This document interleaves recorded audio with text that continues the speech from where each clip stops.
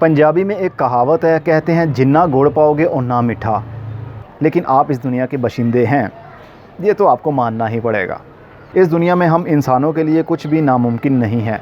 बस कुदरत की कुछ ऐसी लिमिटेशंस होती हैं जिनको हमें क्रॉस नहीं करना चाहिए, और हम कर भी नहीं सकते। हम कोशिश ज़रूर करते हैं लेकिन हम उसको क्रॉस नहीं कर पाते।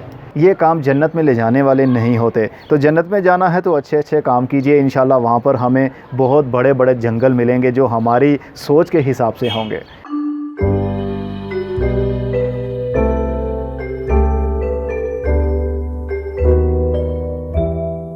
25 मई 2022। अस्सलाम वालेकुम मेरे दोस्तों, सज्जनों और बेलियों। मैं हूं इजहार अहमद और वेलकम करता हूं आपको किचन गार्डनिंग चैनल पर। और उम्मीद भी रखता हूं कि आप सब लोग खैरियत से होंगे, फिटफाट होंगे, अच्छे से कामों में खूब अच्छे से बिज़ी होंगे। जैसा कि आपको मालूम है, इस गार्डन को मैंने एक ट्रॉपिकल लुक भी दी, इस गार्डन को मैंने वेजिटेबल गार्डन भी बनाया, और इस गार्डन को मैंने ओपन क्लाइमेट गार्डन भी बनाया, और इसको पॉली हाउस वाला गार्डन भी बनाया 1 साल के लिए। तो मेरा जितना एक्सपीरियंस इन चीज़ों के बारे में हो चुका है, मतलब ट्रॉपिकल गार्डन में कैसी लुक मिलती है, वेजिटेबल गार्डन में कैसी लुक मिलती है, और एक पॉली हाउस वाले जो कि ग्रीन हाउस जिसको कहते हैं, ग्रीन हाउस वाले गार्डन में कैसी लुक निकलती है, ये तो आपको भी खूब अच्छे से पता चल चुका होगा। क्योंकि आपके घर की ज़्यादातर खूबसूरती निकलती है फूलों वाले पौधों से और पत्तों वाले पौधों से। फ्रूट वाले पौधे से भी निकलती है खूबसूरती, लेकिन इतनी ज़्यादा नहीं जितनी कि हाउस प्लांट से निकलती है। तो दोबारा से मेरा ये वाला गार्डन बन रहा है, एक ट्रॉपिकल गार्डन, एक रेन फॉरेस्ट गार्डन इस बार मैं बनाने की सोच रहा हूँ। रेन फॉरेस्ट जहाँ पर बहुत ज़्यादा नमी होती है, जहाँ पर सूरज की धूप सीधी सीधी नहीं आती, जहाँ पर ज़्यादा फूलों वाले पौधे नहीं होते हैं लेकिन हरे पत्तों वाले पौधे और नायाब किस्म की वैरायटीज़ भी काफ़ी हद तक पाई जाती हैं, लेकिन वो रेन फॉरेस्ट एरियाज़ में ही होता है। लेकिन यहाँ लाहौर पाकिस्तान के क्लाइमेट के हिसाब से रेन फॉरेस्ट बनाना मुश्किल है, यूँ कहूँ कि नामुमकिन है वो भी ठीक होगा। पंजाबी में एक कहावत है, पंजाबी में एक कहावत है, कहते हैं जिन्ना गुड़ पाओगे उन्ना मीठा। सही कहा किसी ने। तो हमने ट्रॉपिकल गार्डन बनाने की शुरुआत कर दी है। अब आप देख सकते हैं मेरे बैकग्राउंड पर ये जो बेल है, ये मनी प्लांट नहीं है, ये थम्बर्जिया बेल है। ये धूप वाले एरिया में पड़ी हुई थी, लेकिन इसके ऊपर बहुत सारे बर्निंग आ रही थी, इसके पत्ते धूप की वजह से जल रहे थे। शायद अभी आपको आवाज़ आ रही होगी, ये पापड़ बन रहे थे इनके पत्ते, तो इस वजह से मैंने उसको वहाँ से उठाया। और यहाँ पर एक चेयर थी मेरे पास लकड़ी वाली, यहाँ पर चेयर रखी और उसके ऊपर थर्मोकोल का डब्बा रख दिया है। इसके अंदर ही ये वाली बेल लगी हुई है और इसको मैंने ट्रेलिस के बीच में से गुजार दिया, जो देखने पर खूबसूरत भी लग रही है। और आने वाले टाइम में आगे बरसात का मौसम शुरू होगा जुलाई के बाद में, तो इसकी ग्रोथ बहुत तेज़ी के साथ बढ़ेगी। तो लटकी सी ब्रांचेज़, टेढ़ी मेढ़ी जाती ब्रांचेज़ काफ़ी खूबसूरत लगती हैं। फ़िलहाल के लिए मेरी पूरी छत के ऊपर सिर्फ़ और सिर्फ सब्ज़ी वाला जो पौधा है वो हरी मिर्च के पौधे ही हैं। चंद हरी मिर्च के पौधे रह गए हैं, बाकी ज़्यादा गर्मी होने की वजह से सारे के सारे पौधे बर्न हो गए और उनको मैंने निकाल दिया। वेजिटेबल गार्डनिंग भी हम करेंगे, लेकिन वो ज़्यादातर ज़मीन के अंदर ही मैं लगाऊंगा, फार्म हाउस पर आप लोगों के साथ शेयर किया करूँगा। लेकिन आज की वीडियो के अंदर थोड़ी सी हटकर बात करूँगा, क्योंकि हमारे यहाँ मुल्कों का और दुनिया का टेम्परेचर काफ़ी हाई हो रहा है और डे बाय डे क्लाइमेट भी चेंज हो रहा है। कभी हमने सोचा नहीं था कि मई के महीने में इतनी ज़्यादा गर्मी पड़ेगी कि जून के रिकॉर्ड भी तोड़ देगी वो, तो इस बार वैसा ही हुआ है। तो मैं चाहता हूँ मैं भी और आप भी इतने ज़्यादा पौधे लगाएं, चेंज होने से थोड़ा सा रोक सकें। हमें क्या करना होगा, अगर आपके पास ज़मीन है, अगर आपके इतने रिसोर्सेज हैं और सोर्सेज हैं, तो जो रोड साइड के ऊपर फुटपाथ के साथ साथ जो दरख्त लगे होते हैं, आप वहाँ पर कोई ना कोई दरख्त तो ज़रूर लगाएँ। मैंने फ़िलहाल के लिए कोई भी दरख्त नहीं लगाया है, सोच रहा हूँ लगाऊंगा इंशाल्लाह। लेकिन हमने पौधा ऐसा लगाना है, और ऐसा भी नहीं करना कि सिर्फ पौधे को ज़मीन में लगाया और छोड़ दिया और हमने समझा कि हमारा हक अदा हो गया। ऐसा नहीं होना चाहिए। जब तक आपका वो पौधा स्टेबल मिट्टी के अंदर उस जगह पर स्टेबल ना हो जाए, आपने उसकी हिफाजत करना है। लेकिन ये भी मुश्किल होता है कि रोड साइड पर कहाँ पर जाकर लगाएंगे। और दूसरी ऑप्शन हमारे पास ये होती है कि आप जिस सोसाइटी में रहते हैं, जिस भी एरिया में रहते हैं, गली मोहल्ले में रहते हैं, वहाँ पर अगर थोड़ी बहुत जगह हो या कोई खाली प्लॉट हो, वहाँ पर कोई ऐसा पौधा लगा दें जो कि दरख्त बन जाता हो, बड़ा हो जाता हो। जैसे पीपल का पेड़ है, बरगद है, शीशम है, जंगली कीकर या देसी कीकर, जौन सा भी हो वो भी लगा सकते हैं। पक्के पौधे आपने लगाने हैं, वो पौधे लगाइए जिसका फ़र्नीचर हम लोग इस्तेमाल करते हैं, जिसके सोफ़े बनते हैं, बेड बनते हैं, टेबल्स बनते हैं। ऐसी लकड़ी वाले पौधे आप लगाइए, क्योंकि वो पौधे थोड़े पक्के होते हैं, हार्डी होते हैं। कम पानी या ज़्यादा पानी की वजह से उनको कोई प्रॉब्लम नहीं होती और वो जल्दी बड़े भी हो जाते हैं। और जितने ज़्यादा पौधे बड़े होंगे, जितने ज़्यादा पत्ते होंगे, इसका मतलब उतनी ज़्यादा ही वो ऑक्सीजन भी हमें देंगे और कार्बन डाइऑक्साइड को लेंगे। वैसे पौधे भी कार्बन डाइऑक्साइड छोड़ते हैं। रात के टाइम आपने सुना होगा कार्बन डाइऑक्साइड छोड़ते हैं, लेकिन जब इनके पत्ते बड़े हो जाते हैं, बूढ़े हो जाते हैं, पीले होकर जब वो गिर जाते हैं ज़मीन पर, तो तब भी ये कार्बन का सोर्स ही होते हैं, तब भी ये कार्बन प्रोड्यूस करते हैं, जो कि डिकम्पोज होते होते मिट्टी के अंदर दोबारा से कार्बन जाता है और हमारे माहौल में भी कार्बन रहता है। कार्बन और ऑक्सीजन का साथ बहुत करीब का है। अगर इन दोनों में से एक भी चीज़ आउट ऑफ बैलेंस हो जाए तो फिर ज़िंदगी नहीं चल पाएगी।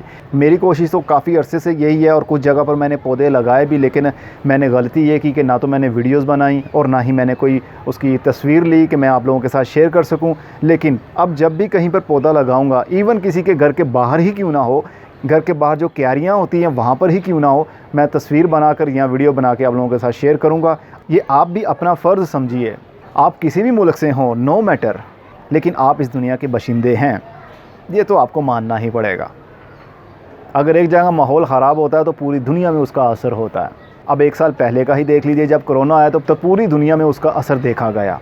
तो जब भी कोई ऐसी क्रिटिकल हालत आती है तो पूरी दुनिया के ऊपर उसका असर होता है। तो इसलिए आप जितना हो सके पौधे लगाइए, भले वो रंग बिरंगे पौधे हों। ये देखिए कितना खूबसूरत हमारा हाइबिस्कस का पौधा लग रहा है, जिसको मैंने नाम दिया हुआ, सॉरी उसके लिए, इसका नाम मैंने मैपल दिया हुआ है, क्योंकि जब मैंने इसको 4 साल पहले ख़रीदा था तो नर्सरी वाले ने मुझे कहा था कि मैपल है, तो मैंने भी मैपल कहकर ही वीडियो बना दी और सभी लोगों की ज़ुबान पर यही मैपल का नाम ही चढ़ गया। लेकिन ये ओरिजिनल मैपल ट्री नहीं है, सिर्फ़ और सिर्फ इसके पत्ते ऐसे लगते हैं जैसे कि ये मैपल ही हो, लेकिन ये परमानेंट प्लांट भी नहीं है। ये सीज़नल है, सर्दी आएगी इसके पत्ते गिर जाएंगे, सम टाइम तो ये मर जाता है, सम टाइम ऐसा होता है कि दोबारा बाहर के दिन आने पर इसकी ग्रोथ शुरू हो जाती है, लेकिन 2 साल से ज़्यादा ये आपके पास ज़िंदा नहीं रह सकता। काफ़ी कोशिश कर रहा हूँ कि ओरिजिनल मैपल प्लांट कहीं से ख़रीदूँ, लेकिन वो मुझे मिल ही नहीं रहा पाकिस्तान से। किसी के पास आई थिंक है ही नहीं। अगर हुआ तो ज़रूर लूँगा और आपके साथ भी शेयर करूँगा। तो अपने गार्डन को आप भी ट्रॉपिकल बनाना चाहते हैं तो मेरी तरह बना सकते हैं। मैंने छत के ऊपर ग्रीन नेट तो लगाया ही हुआ है, तो इसके नीचे मैंने पैराशूट, वाइट पैराशूट भी डाल दिया है। कपड़ा था जो कि 2 साल पहले मैंने लाया था और वीडियो के अंदर शेयर भी किया था। तकरीबन 2 साल पहले इसको पूरे हुड को मैंने ऊपर से कवर कर दिया था, लेकिन हवा का प्रेशर रूफ टॉप के ऊपर आप जानते हैं कितना ज़्यादा होता है, तो वो तकरीबन मुझे लगता है कि वो 1 हफ़्ता भी टिक नहीं पाया था और वो फट गया था। तो उसको मैंने उतार कर तय करके रख दिया था।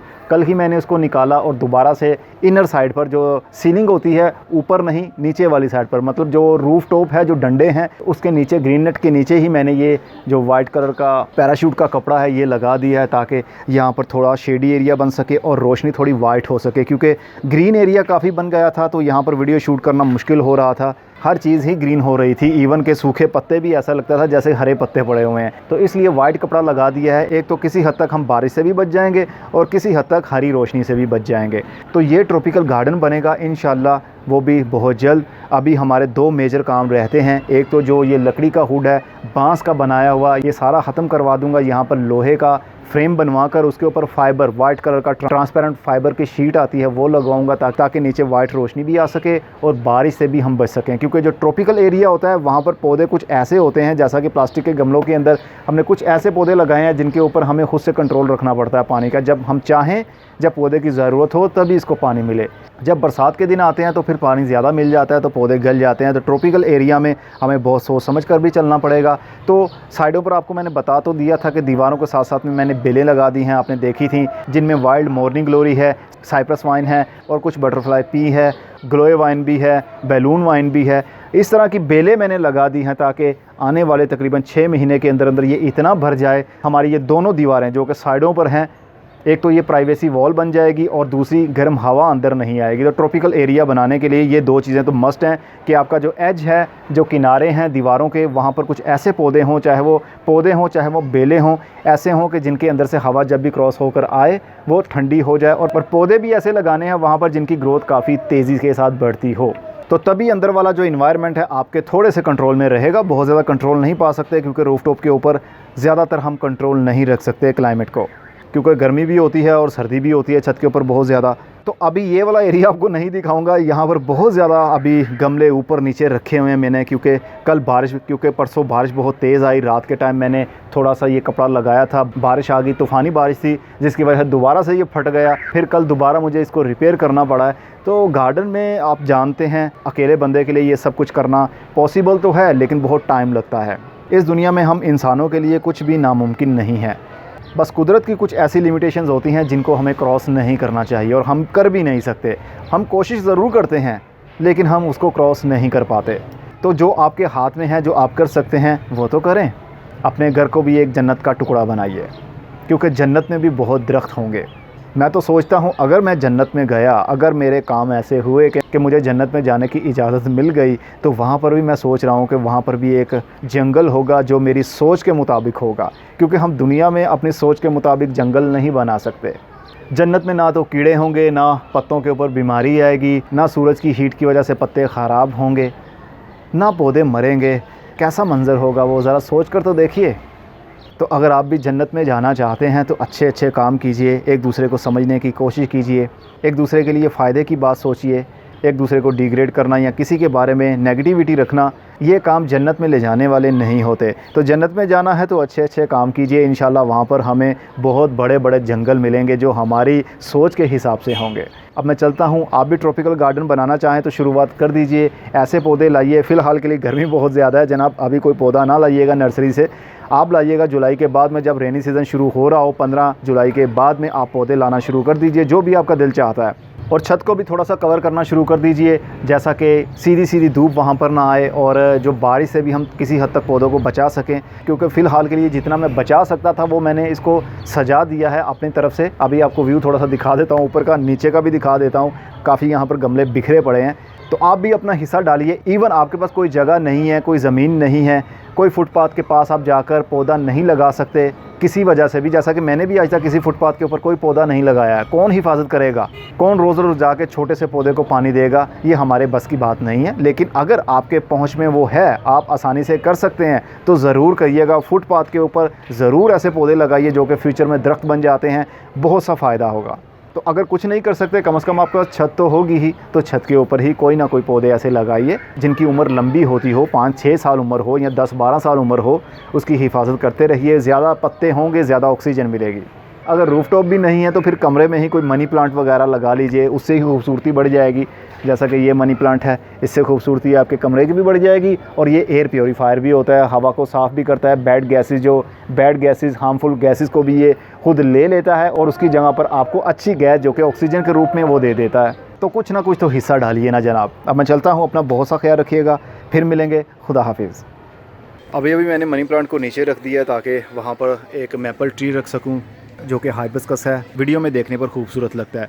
तो यहाँ पर देखिए जनाब, अभी गमलों की प्लेसमेंट करनी है। अभी 2 मेजर काम जो मैं बता रहा था, एक तो लोहे का खुद फ्रेम बनवाना है मैंने, और दूसरा यहाँ पर लोहे के स्टैंड्स बनवा कर रखने हैं ताकि गमलों को ज़्यादा से ज़्यादा वहाँ पर रख सकूँ और जो सेंटर वाला एरिया है छत का वो काफ़ी हद तक एम्प्टी हो सके, यहाँ पर थोड़ा सा सिटिंग एरिया बन सके, खूबसूरत लगता है।